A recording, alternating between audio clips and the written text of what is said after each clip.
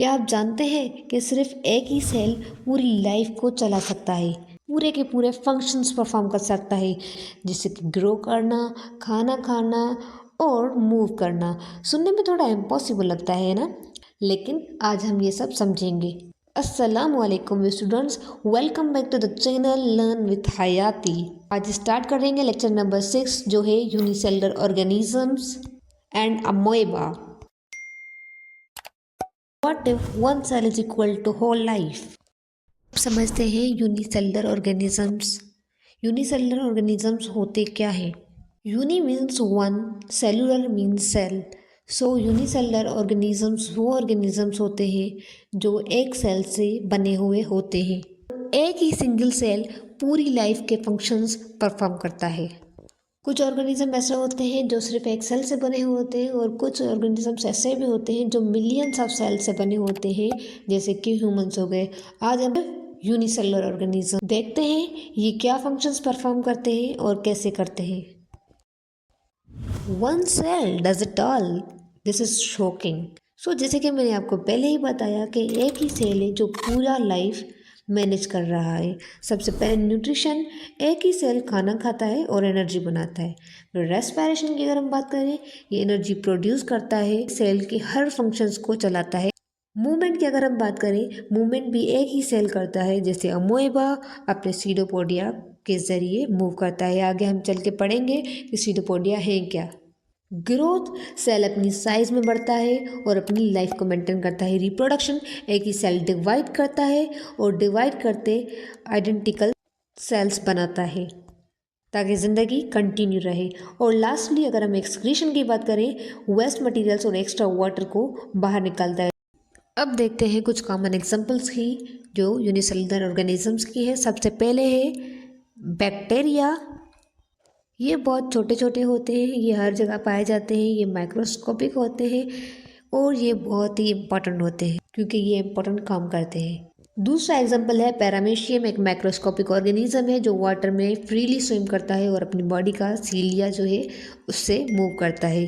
तीसरा है यूग्लिना, ये ग्रीन कलर का होता है, प्लांट जैसे फोटोसिंथेसिस भी कर सकता है, साथ ही एनिमल जैसे मूव भी कर लेता है। तो इसमें दो दो क्वालिटीज़ हैं डिफरेंट ऑर्गेनिजम्स। सारे के सारे ऑर्गेनिज्म माइक्रोस्कोपिक होते हैं, लेकिन इनके फंक्शंस जो होते हैं वो मल्टी सेलुलर ऑर्गेनिजम्स की तरह ही होते हैं। बात करते हैं अमोएबा की।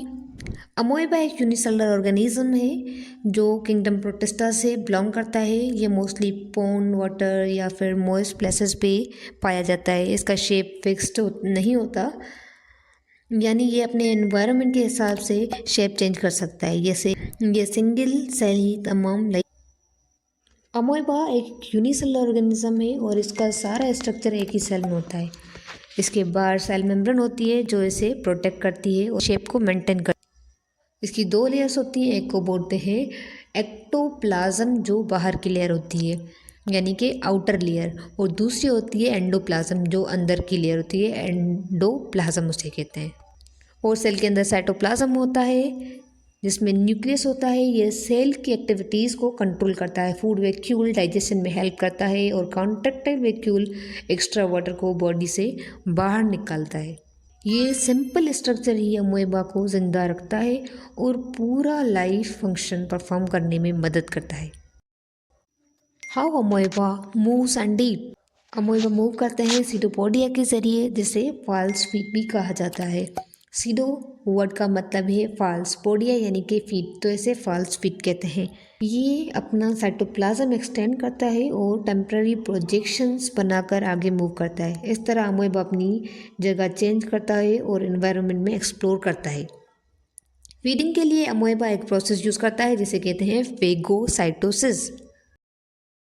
अमोएबा अपने फूड की तरफ मूव करता है जैसे ही कोई फूड पार्टिकल देखता है और अपने सीडोपोडिया जो होते हैं उससे फूड को जो है सराउंड कर लेता है और इंगल्फ करता है, यानी कि अपने अंदर जो है डल जाता है। फूड वैक्यूल बन जाता है जहाँ डाइजेशन होती है और न्यूट्रिएंट साइटोप्लाज्म में डिफ्यूज़ हो जाते हैं। उसको न्यूट्रिएंट्स मिल जाते हैं, जो वेस्ट बच जाता है वो सेल से बाहर एक्सपेल हो जाता है।